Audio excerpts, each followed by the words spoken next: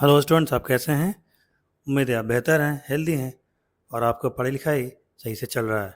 Students, हम लोग पढ़ रहे थे हिस्ट्री क्लास 6 का और बुक का नाम था न्यू लॉन्गमैन विस्टास। तो इसके मैंने चैप्टर चैप्टर 3 से लेकर के जितने भी हिस्ट्री के चैप्टर्स हैं उसको मैंने फिनिश कर दिया था। उसका पूरा डिटेल एक्सप्लेनेशन मैंने आपको दे दिया था। ये चैप्टर नंबर 1 और 2 बच गए थे, तो आज इसको भी मैं निपटा देता हूँ और इसका भी मैं एक्सप्लेनेशन आपको डिटेल में दे देता हूँ। हालांकि चैप्टर 1 और 2 के एक्सरसाइज मैंने पहले ही अपलोड कर दिए हैं अपने चैनल पे, वहाँ से जा कर के आप इसको देख सकते हैं। फिलहाल आइए हम लोग चलते हैं। चैप्टर नंबर 1 है introducing history, class 6 social science की बुक है ये, न्यू लॉन्गमैन विस्टास की। तो आइए हम एक एक चीज़ को डिटेल में देखते हैं और इसको पढ़ने का प्रयास करते हैं। सबसे पहले हेडिंग हम लोग लेते हैं और वो जो आपकी क्या हेडिंग है आपकी, ह्यूमन पास्ट। लिखा हुआ ह्यूमंस हैव डिफरेंट पास्ट। कह रहा है कि जो जो भी ह्यूमन बीइंग होता है, हम लोग हैं, हम लोग का एक पास्ट था। ठीक है, हमारे पूर्वज रहे होंगे, हमारे फोर फादर्स रहे होंगे और हमारे जीवन में बीते समय में बहुत सारी चीज़ें होती, बहुत सारी इंसिडेंट्स या घटनाएं होती हैं। We use the term past in plural because, कह रहे कि हम जो पास्ट है उसको पास्ट में एस लगा के लिखते हैं क्योंकि हम इस टर्म को प्लूरल में यूज़ करते हैं। सिंगुलर प्लूरल होता है ना इंग्लिश ग्रामर में, तो वही समझ लीजिए। तो हम इसको प्लूरल में यूज़ करते हैं। क्यों? Groups of humans and different past life, क्योंकि बहुत सारे प्रकार की जो ह्यूमंस हैं उनकी अलग अलग पास्ट लाइफ होती है। सम वर किंग्स, उनमें से कुछ जो ह्यूमंस हैं वो किंग रहे हैं, तो उनकी अलग से पास्ट लाइफ होगी, उनका अलग से सिस्टम रहा होगा। एडमिनिस्ट्रेटर्स, कुछ जो है कि व्यवस्था करने में थे। मिलिट्री मीन्स कुछ जो है कि हम मिलिट्री में थे, सेना में थे, सेनापति रहे होंगे, तलवार चलाने रहे होंगे, ठीक है, महारथी रहे होंगे। वाइल अदर्स वेयर फार्मर्स, और उसमें से कुछ लोग जो है कि फार्मर का काम करते होंगे। मर्चेंट्स, कुछ लोग व्यापारी थे, बिजनेसमैन थे। क्राफ्ट्स पीपल, कुछ लोग कलाकार लोग थे, जैसे मूर्ति बनाते थे, कपड़े बनाते थे। आर्टिसंस, कुछ लोग आर्टिस्ट थे। हंटर्स एंड हर्डर्स, और कुछ शिकारी थे और कुछ खाना इकट्ठा करने वाले लोग थे। तो इतने टाइप के लोग उस समय में, पुराने समय में, पुराने ज़माने में रहा करते थे। Each of them followed different practices, और जितने भी लोग थे उनके अलग अलग प्रकार के वर्क भी थे, उनके अलग अलग प्रकार के काम भी थे। लाइफ स्टाइल्स, उनके रहन सहन का तरीका भी अलग था। कस्टम्स, उनके रीति रिवाज भी अलग थे। एंड रिचुअल्स, और कुछ जो रिलीजियस फंक्शंस उनके थे वो भी अलग प्रकार से रहे होंगे या हुए होंगे। They also follow different religions, और वे हमेशा अलग अलग रिलीजन्स को फॉलो करते थे। भाई बहुत से टाइप के लोग थे, बहुत से कम्युनिटी के लोग थे, अलग अलग रिलीजन ही फॉलो करते थे। अब यहाँ से आता है हिस्ट्री की परिभाषा क्या, हिस्ट्री का डिफिनीशन क्या हुआ। तो लिखा है व्हाट इज हिस्ट्री। हिस्ट्री क्या होती है? तो history is the study of events, people and their way of life in past. कह रहे कि हिस्ट्री कुछ नहीं है। हिस्ट्री क्या है? हिस्ट्री वो चीज़ है कि बीती गई बातों का, बीती घटनाओं का, बीते हुए लोगों का, बीती हुई बातों का हम जब स्टडी करते हैं एक सीरीज में, एक सिस्टमेटिक वे में हम उनकी जब स्टडी करते हैं, जो कुछ सामने निकल के आता है उसे हिस्ट्री कहते हैं। It tells us about the past settlements, economy and society. History हमें पास्ट में हुए समझौतों के बारे में बताती है, इकोनॉमी के बारे में बताती है, उस समय का समाज कैसा था, रहन सहन कैसा था, धर्म कैसा था, सिस्टम कैसा चल रहा था, लोग रहा कैसे करते थे, राजा राज्य कैसे करते थे, इतने बड़े राज्य को संभालता कैसे था, सिस्टम उनका क्या था, इसके बारे में जानकारी हमें मिलती है। It also tells us about the clothes people वोर। उस ज़माने में लोग कैसे कपड़े पहनते थे, लोग खाना कैसा खाते थे, ऑक्यूपेशंस, लोगों के काम धंधे क्या थे, ये सब के बारे में पता चलता है। The study of past also helps us understand the beliefs and faith of the people. और उस ज़माने में लोगों का बिलीफ क्या था, विश्वास क्या था, लोगों का फेथ क्या था, ईश्वर में फेथ था भी कि नहीं था, ये सब चीज़ जानने में हमको उस समय की बातें हम जब पढ़ेंगे, उस समय की हिस्ट्री हम जब पढ़ेंगे तो हमको ये सब जानने के लिए मिलता है। From the life of hunters gatherer, पहले जो मनुष्य था, जो इंसान था, वो हंटरर था, गैदरर था, यानी कि जानवरों का शिकार करके मांस उनका खाता था और खाना जुटा करके रखता था। The early human begin cultivating land and the slowly move toward the modern lifestyle. धीरे धीरे जानवरों को मार के खाने के साथ साथ इंसान ने कल्टीवेटिंग यानी कि कृषि करना, खेती बाड़ी करना भी सीख लिया, अनाज उगाने लगे और जिन पशुओं को मारते थे उनको घरेलू पशु बना दिया, उनको टेम कर दिया, उनको डोमेस्टिक एनिमल्स बना लिया और जंगली जानवरों को जंगलों में छोड़ दिया। पहले इंसान भी जंगलों में रहा करता था, अब इंसान जंगल में रहना बंद करके छोटी छोटी बस्तियां बना करके, छोटे छोटे गांव बना करके सोसाइटी में रहने लगा, समाज में रहने लगा, मिलजुल करके रहने लगा और अच्छी व्यवस्थित जीवन जीने लगा। The study of history allows us to understand, ये जो हिस्ट्री होती है ये हमें यही सब चीज़ें समझने में मदद करती है। How and why such changes have taken place over a long period of time. History हमें यही बताती है कि ये सब जो चेंजेस हुए जीवन में, पहले इंसान जंगलों में रहा करता था, कपड़े भी नहीं पहनता था, जानवरों को मारता था, पहले कच्चा मांस खाता था, बाद में जब फायर का आविष्कार कर लिया, इन्वेंशन कर लिया तो मांस को भून करके रोस्ट करके खाने लगा। वहाँ से ले करके और आज का जो मॉडर्न इंसान है, जो खेती भी कर रहा है, पढ़ाई भी कर रहा है, लैपटॉप भी चला रहा है, कई प्रकार के इन्वेंशंस कर चुका है, तो उसको वहाँ तक पहुँचने में एक लंबा टाइम लगा। तो इसी के बारे में हिस्ट्री हमें बताती है। It thus tells us how people gradually made discoveries and inventions which led to their development.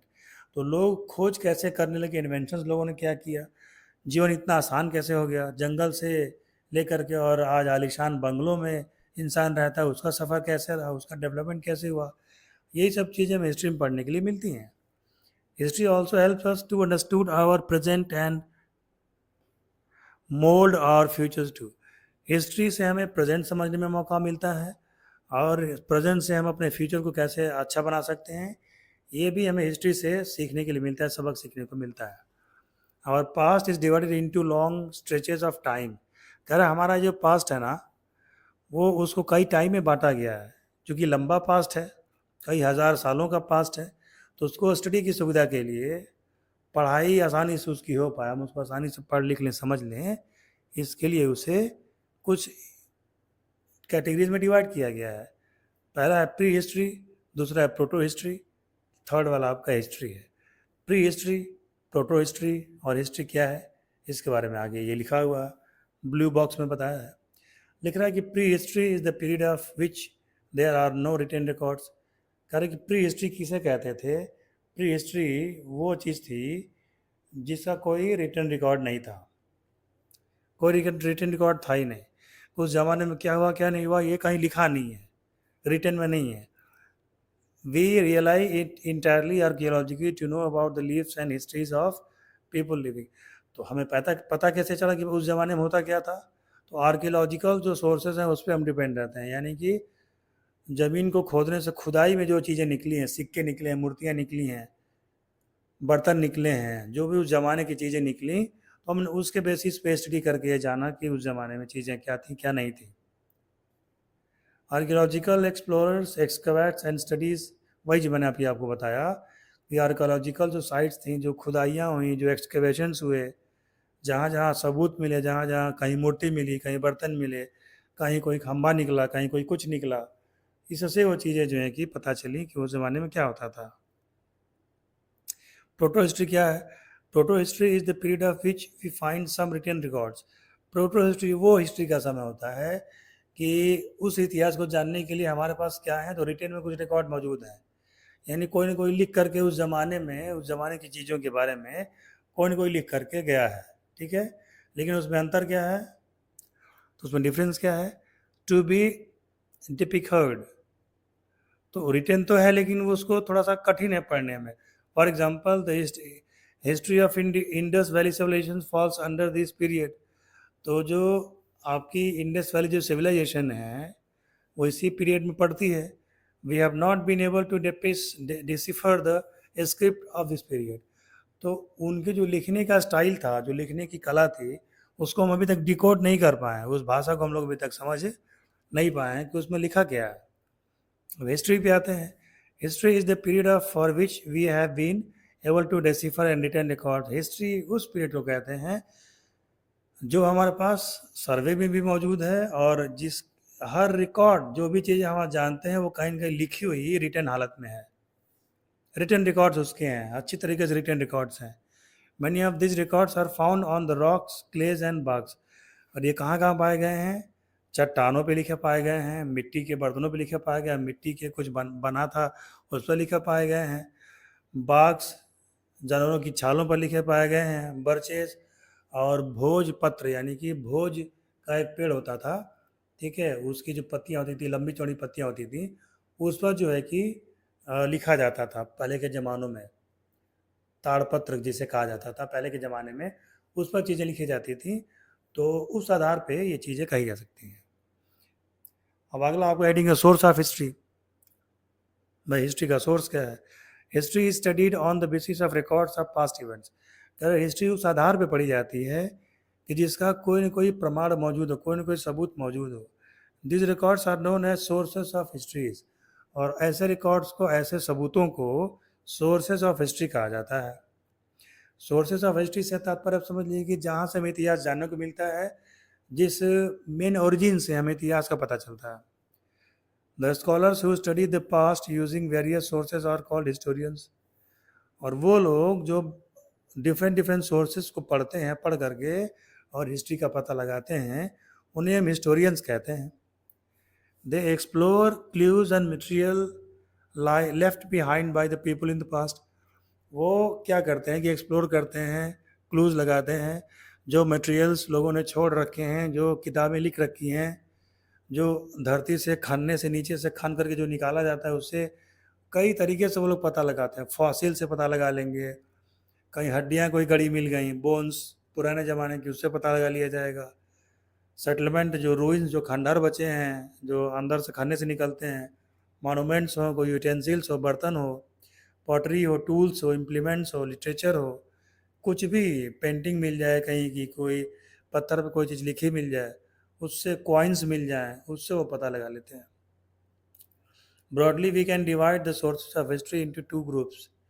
इस आधार पे हम जो इतिहास का पता लगाने के जो सोर्सेस है ना, उसको दो पार्ट में बांट देते हैं। पहला आर्कियोलॉजिकल सोर्स हो गया, दूसरा लिटरेरी सोर्स हो गया। अब आर्कियोलॉजिकल सोर्स में आते हैं। आर्कियोलॉजिकल सोर्स से मतलब ये होता है कि पुराने ज़माने की चीज़ों से हम इस बात का पता लगाएं कि उस ज़माने में होता क्या था। फॉसिल्स, फॉसिल समझते हैं आप? ये साइंस का वर्ड है। फॉसिल्स का मतलब होता है जीवाश्म। वो ये होते हैं जैसे 500 साल, 600 साल पहले पहले का कोई आदमी या कोई जानवर गड़ा हुआ मिल जाए, तो 500 500 600 ईयर्स पुराना कोई हड्डी मिल जाए, तो उसका जब टेस्ट किया जाएगा तो उस ज़माने की बातें हमको पता चलेंगी। एडिक्ट्स कुछ लिखा हुआ मिल जाए किसी पत्थरों पे या कोई पहाड़ों पे, पहाड़ काट काट कर कोई मूर्ति बनाई गई है, कोई मंदिर बनाया गया हो, उससे काफ़ी कुछ पता चल जाता है। मॉन्यूमेंट्स, पुरानी बिल्डिंगें मिल जाए, कॉइन्स, सिक्के मिल जाएँ, तो राजा सिक्कों पे कुछ न कुछ लिखवाया करते थे उस ज़माने में।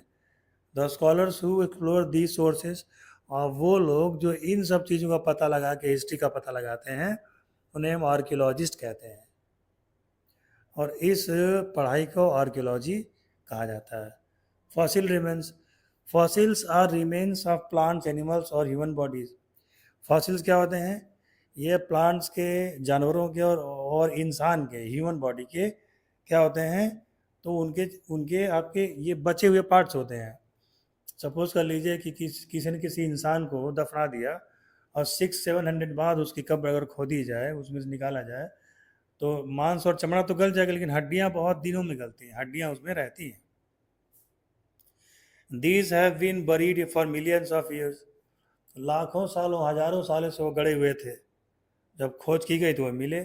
The imprints of hard body part such as for example bones and sculls.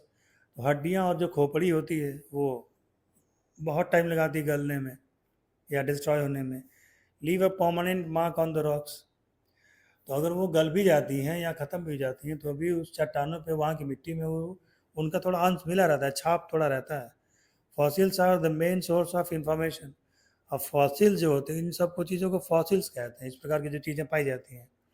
तो फॉसिल्स क्या हैं? तो ये पढ़ाई की मेन जरिया हैं, ये मेन सोर्सेस हैं इन सब चीज़ों को जानने का। Many species of plants and animals.